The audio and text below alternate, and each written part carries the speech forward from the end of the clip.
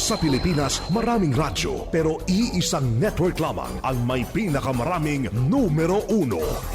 DYHP Cebu, number 1. DYRI Iloilo, number 1. DXDC Davao, number 1. DXRZ Zamboanga, number 1. DXCC Cagayan de Oro, number 1. DYHB Bacolod, number 1. Sa kasaysayan ng radyo sa ating bayan, sa iisang tahanan lamang nagmumula ang mga number 1. RMN. Pinakamaraming nakikinig. RMN. Pinakamaraming natutulungan. RMN. Pinakamaraming advertisers. RMN. Pinakamaraming number 1.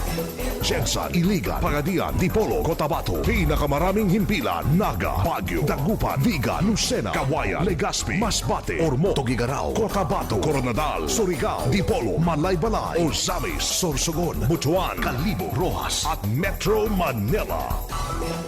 In history, it is written, number 1 is Tatak RMN.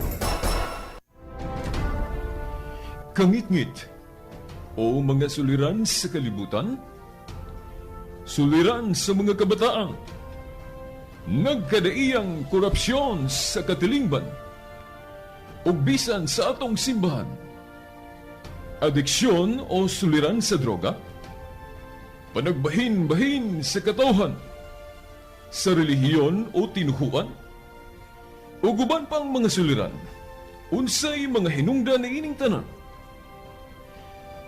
Tungod ni ini nahimugso na tao kining tulumanon. Lamdag sa kahitasan. Tulumanon nga muayag, mubatbat ug mutubag na ining tanan. Uba ni ining inyong sulugoon, Silbert Dundoyano alias Veritas. Lamdag sa kahitasan. Lamdag sa kahitasan. Ang maong tulumanon inyong madungog matag adlaw. Lunes hangtod Sabado sa may alas 6:30 ngadto sa alas 7 sa gabi. Ug sa adlawng Domingo alas 2:30 ngadto alas 3 sa hapon.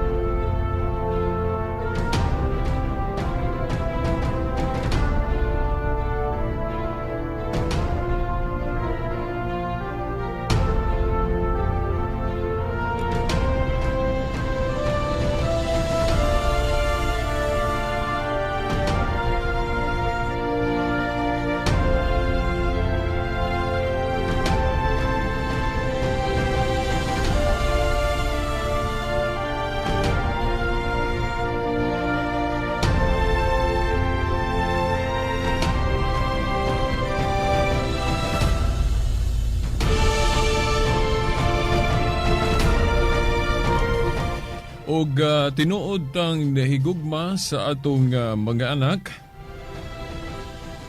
kinahanglan ato gyung ipakita ang unsa may maayo alang kanila.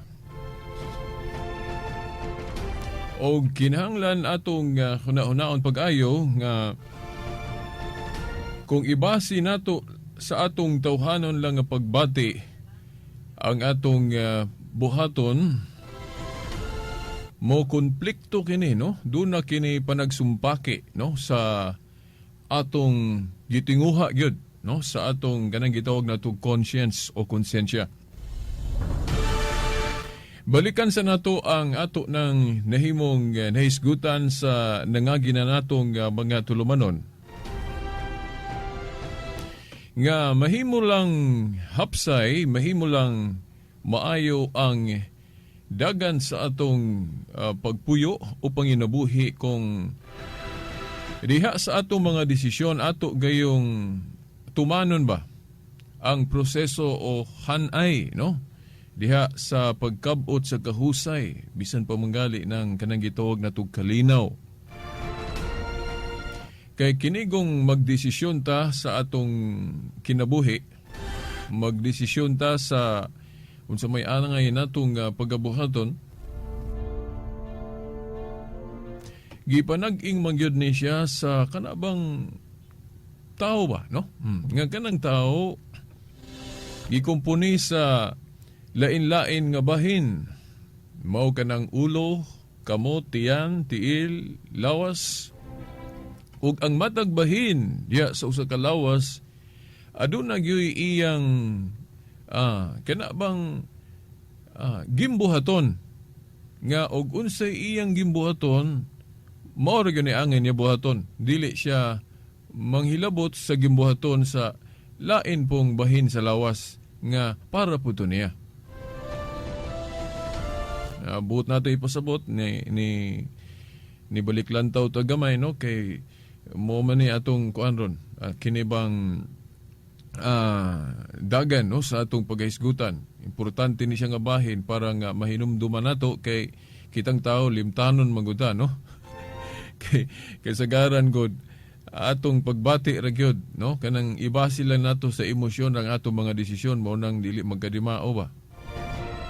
Mao nang ato sang balikan nga dili gyud nato makabot ang kahapsay diya sa atong panimuyo kung ang mupatigbabaw ang ato ragyong emosyon. Kay lagi kanang sa lawas kinahanglan man gyud nga ang ulo mao gyud mo desisyon kay naa man diha ang konsensya. Dili ang tiil, dili ang tiyan, sa laktod, dili ang pagbati maoy mo domina, mo dikta.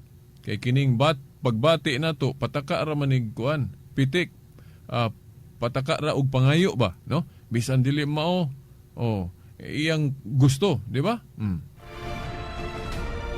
Presa ng pagkaon god, kanang pagkaon ang atong pagbati ang iyang gusto kana man yung lami. Dili na siya kaayo ba maglantaw o unsa man na. Lami tuod na pero makadaot, dili man na siya mantigo maingon nga lami na pero makadaot, dili na siya mantigo kanang imong pagbati. Ang kaantigo nga moingon nga lami lagi na pero makadaot pod. Ang kaantigo na ang ato ramang ulo kay naman diha ang konsensya. Kung ma-inform, labi ma-inform pag-ayo, sayod pag-ayo atong konsensya, makahibalo gyud ni siya nga kana dili maayo o kana maayo. Kana lami tuod, nindo tuod pero dili mao. Makabalo man siya kung unsay insakto unsay dili. Kining pagbati nato sa lawas, dili gani ug unsay gusto ani hala. Tirada gyud.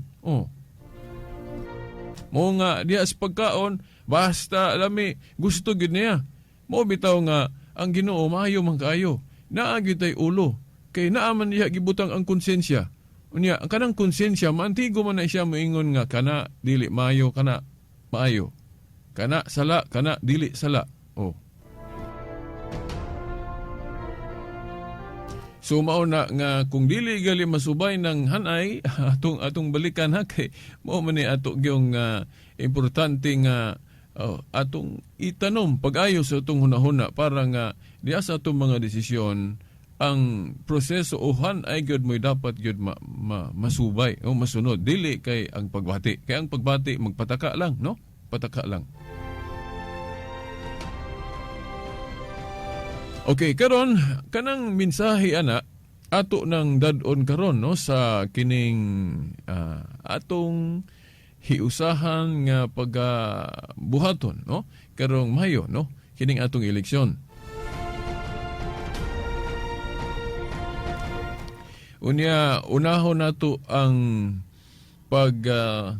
hinabi o pakikistorya o pinagil sa pagpaminaw lang, no, ang atong mga ginikanan, ang mga hamtong, no.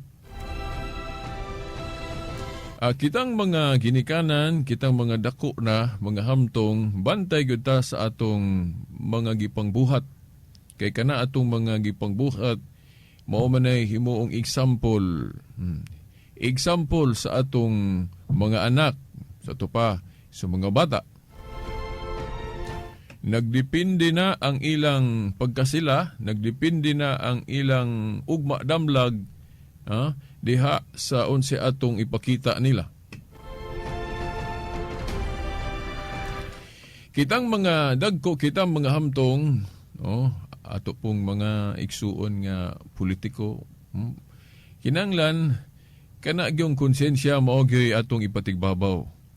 Dili ng atong gusto lang o kanang gitawag og self-interest. Kung mo dagan ta, but gusto ta mahimong kana bang maghupot ta og pangatungdanan dias gobyerno, kinahanglan gayod ang konsensya dili gayod ipadaplin. Siya gayod mo maghari nga inig desisyon, siya gyud untay himuong basihanan, dili ang self o pagbati. Ngano man kayang pagbati, magpataka ra lagi ni. Okay, mo ana nga gusto na kung kuhaon ng posisyon na kay saman para nga mailado ko o sikat ko o kung sa pa na mga interest diya, no? Nga para lang ba nimo?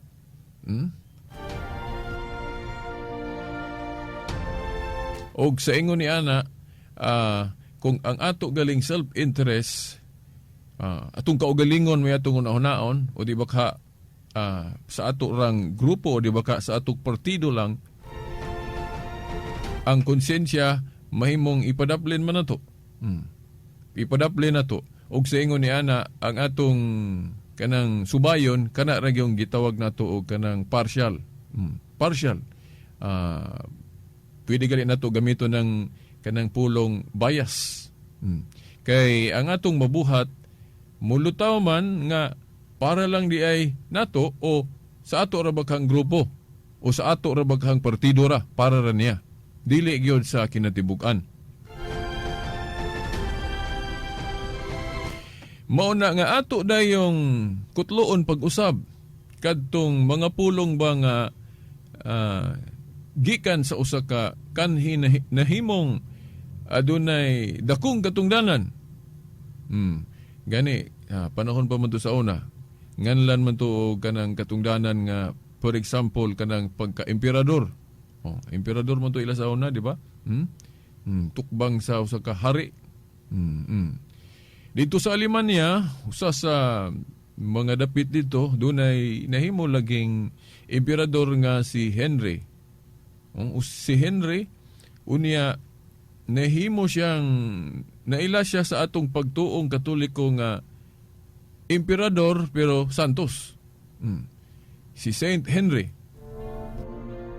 Magkauna-una galitag emperador, lagmit, makaingon man din ta, bangis o pagano, basta emperador, no? Kay makadumduman din ta kung nasayod ta sa history, kasaysayan, makadumduman din ta atong, for example, during the first century o unang siglo, ikaduha bisan pa manggali sa ikatulong siglo, nga dunay mga emperador nga pagano, sama ni Emperador Nero, for example, nga naglutos sa mga unang Kristohanon, gapapatay nila ni San Pablo o San Pedro o apil na gali si Obispo Ignacio nga tinun-an ni San Juan. O muka mo nang musantop na itong unahon na kung nakailata atong mga emperadura, makaingon ta bangis, pagano, grabe. Di mo tuog Diyos. Ang Diyos, ang gihimo nilang Diyos, ilang kaugalingon, ilang ipatuos mga tao, nasakop silang imperyo nga sila mao'y Diyos. O mao na ang panglantaw na to, paghulagway na to, basta maghisgot ag emperador. Pero dito sa Alemania, niadto doon na to'y nahimong emperador nga wala niya gigamit ang iyang gahom sa pagka-emperador aron sa pagbuhat og mga gimbuhaton nga para lang sa iyang kaugalingong interes. Ang iyang moto ba to? O ang iyang mga pulong nga di na to malimtan, ingon siya nga, temporal power was given by God for the good of the people. Ang temporaryong gahom gihatag sa Dios sa tao para sa kaayuhan sa katawhan. Mayngon gitag katawhan tanana. So dili na siya self-interest. Kung ang ato galing pagdagan mo sudtas politika, gusto ta makakuha og usa ka posisyon diya sa gobyerno, kung ang ato galing interest kaugalingon, unsa baka no unsa atong gitanaw baka ang ato baka negosyo o unsa pa nga nagtuo ta nga kanang posisyon na makatabang na sa ato bang kaugalingon lang, no? Sa ato bang negosyo lang. Dili sa kaayuhan sa tanan dili na mao.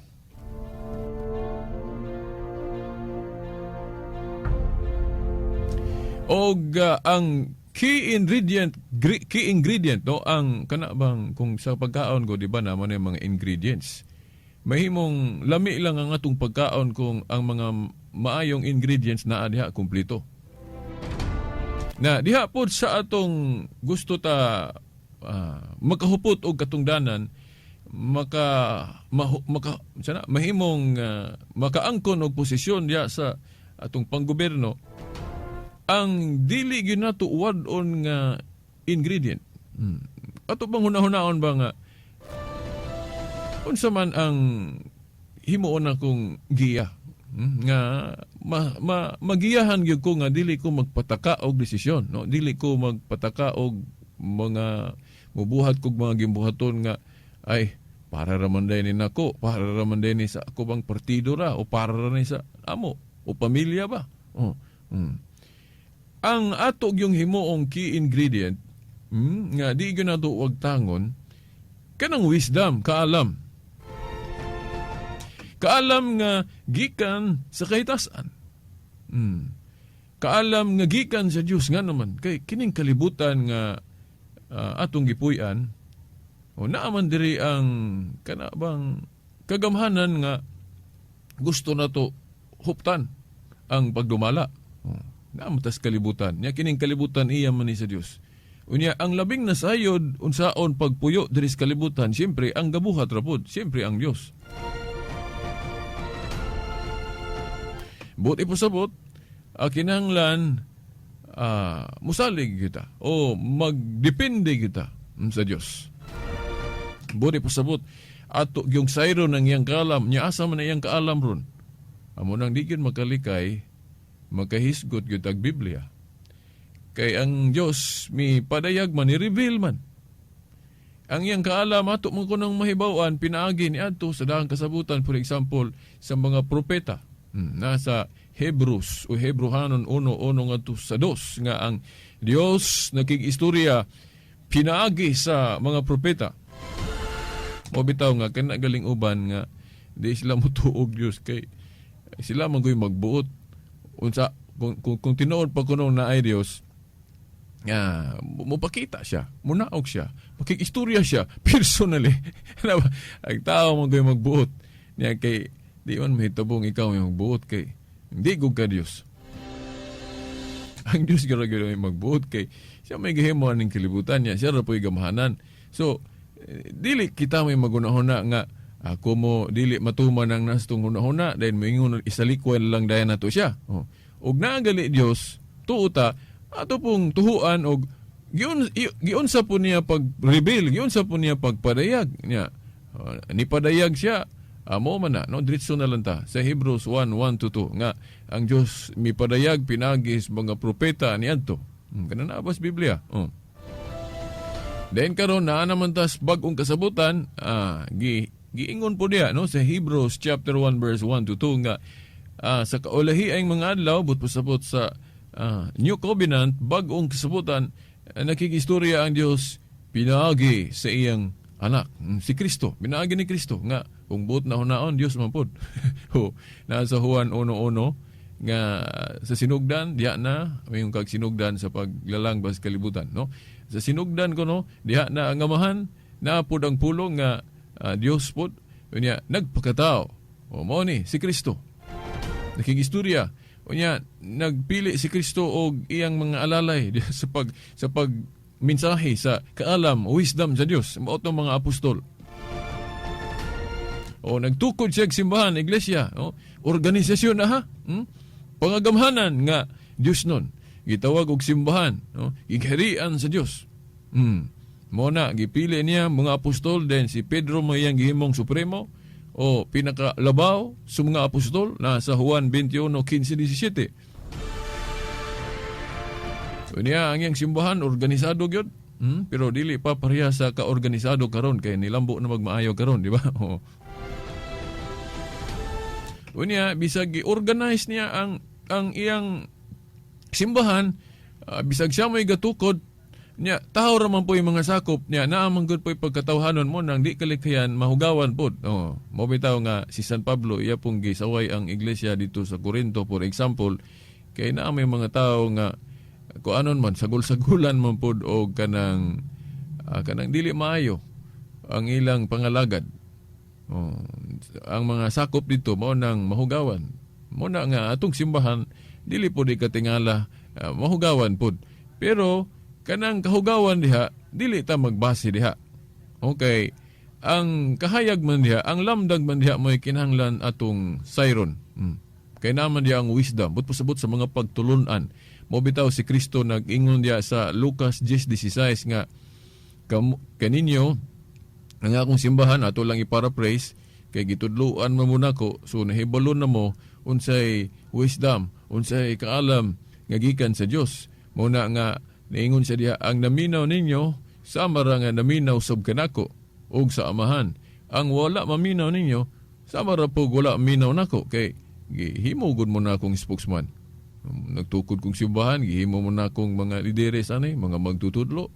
So dapat maminaw ninyo ang mga tao. Dili maminaw ninyo, sama rang wa minaw nako.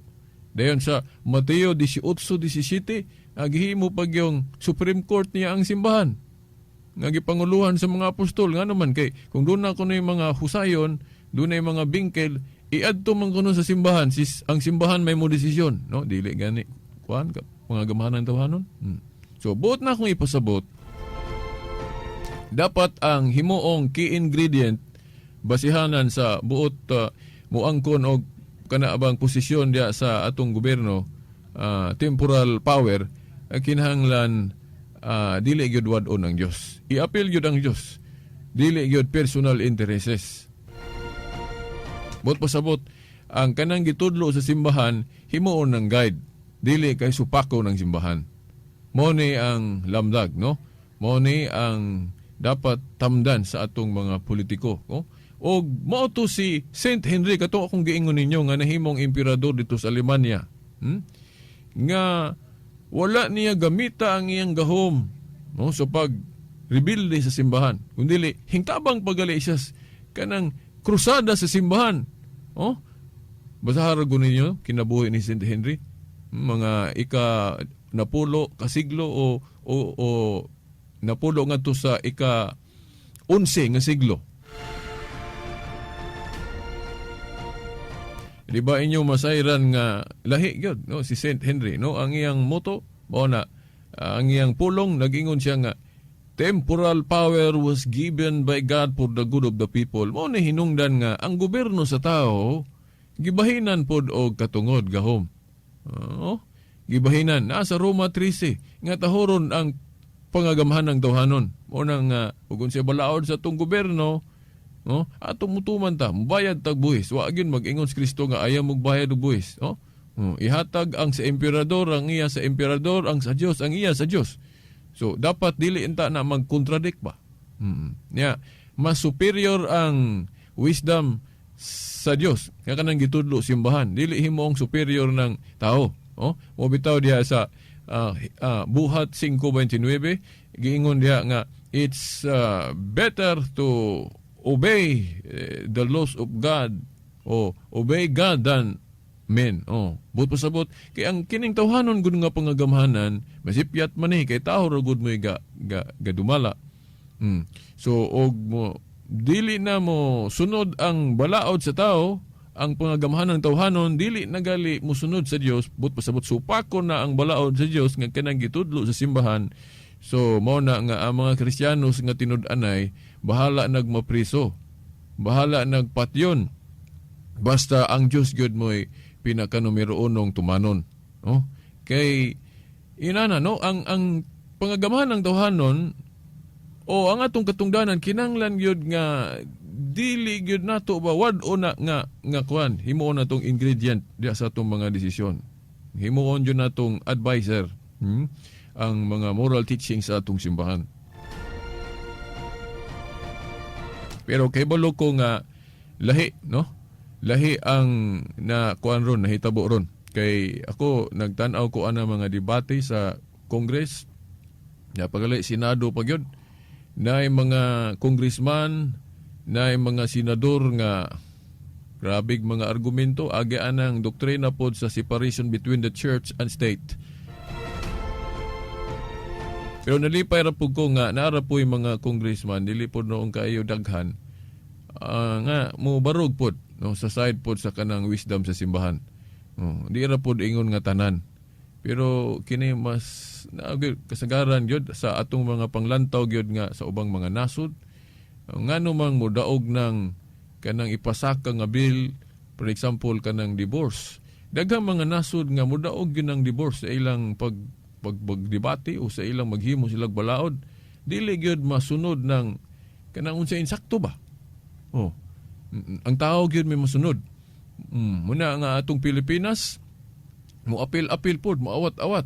Katong RH bill nahuman naman to, na-approve naman to. Pero nagpasalamat ra pud ang simbahan nga nawad-an og kana bang dagko kay ngipon. agig debate, daghan ra gyung Kristohanon jud ning Pilipinas kay nalipay ra pud ang simbahan kay nawad-an nagdagko kay ngipon. Dili na mapugos ang mga Catholic school nga kuan jud na itudlo gyud nang dili maayo diha sa RH bill, no, nga supak sa moral principle sa simbahan.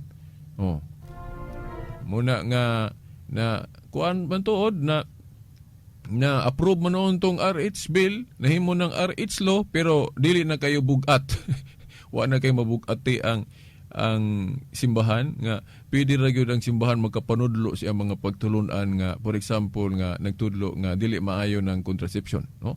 Pwede ra, dili ra dakpon. Pero kining divorce murag lig-on gihapon, no? Kay daghan ang mga dasod nga kuan bisang dito dapit sa Roma gani na mga state dito, murag kung wa ko malimot Italy ba na o Spain nga mo apil pud sila anang kung correct me if I'm wrong ha, divorce, no? Only kanang Vatican ra mo gyud faithful, no? Nga kuan jud supak gyud anang divorce, no? Kanang Vatican, of course, kay ang head ng Vatican ang Santo Papa ramon pod. Di ba? Pero mayong kag Italy, mayong kag Espanya, o usa pa nang sakop diya sa Roma nga tawhanon na ang gadumala, anang state na, mahimong mudaog lagi gyud ng tawhanon lagi. Pero kanang Vatican, murag gituyo ra po nas Ginoo nga kanang Vatican dili gyud na mabutangag pangulo diha nga tawhanon. Nga Pope ra po'y leader, head of state at the same time head of the church. Kay kung naapay laing yang head ha nga tawhanon na posibleng di magkadimao magsumpaki. So mo na nga nindot kaya atong model, no? Kay Santo Papa regular leader niya, Santo Papa kinahanglan faithful man gyud na siya sa unsay moral law sa Dios, mo nang dili gyud masugulag maot. Na diri ang atong Pilipinas murag awahi o kung maapil manggali anang divorce pero murag lisod. Di yung kapasar ng divorce pero daghang mga nasod sama sa Amerika o unsa pa sulod na ana. Then kining same-sex marriage na pod. Moapil-apil na pod ning Pilipinas, no? Moapil-apil na pod. Pero wala pa. Debate pa na. Unsa may atong buti pasabot ani nga ato ni siyang ipadayon programa kay ubay-ubay pa nga atong hisgutan ani, no? Atong hisgutan siguro ugma kining vote buying, no? Kay murag wala lang na mga politiko aning murag wala lang na nila, no? Now, akong hangyoon mga politiko nga mamalandong mo atong kinabuhi ni Saint Henry, no? Wa na ko igong panahon, so ugma na pod, sa ngalan na lang sa atong mahal nga inahan, Mother Mary, mga kadagkuan sa atong simbahan, no? Pinagi sa atong obispo, diri sa Diocese of Dipolog, Monsignor Severo Caermari, ubanas mga kaparian. Kini ang ubos niyong alagad sa mga tulumanon. Lamdag sa kahitasan, Silbert Dondoyano, Senior alias Veritas, kauban sa atong mga igsoon sa technical side, Danilo Luod og Expedito Ilumba, hangtod og mapuhon. Sa ngalan sa Amahan, sa Anak, si Espiritu Santo. Amen. Kangit-ngit o mga suliran sa kalibutan, suliran sa mga kabataan, nagkadaiyang korupsyon sa katilingban, ug bisan sa atong simbahan, adiksyon o suliran sa droga, panagbahin-bahin sa katawhan, sa relihiyon o tinuhuan, ug uban pang mga suliran, unsay mga hinungdan ni ining tanan. Tungod niini nahimugso na tao kining tulumanon, lamdag sa kahitasan, tulumanon nga muayag, mubatbat ug mutubag na ining tanan. Uban na ining inyong sulugoon, Silbert Dondoyano alias Veritas. Lamdag sa kahitasan! Lamdag sa kahitasan! Ang maong tulumanon, inyong madungog matag adlaw. Lunes hangtod Sabado, sa may alas 6:30, ngadto sa alas 7 sa gabi. Ug sa adlawng Domingo, alas 2:30 ngadto alas 3 sa hapon.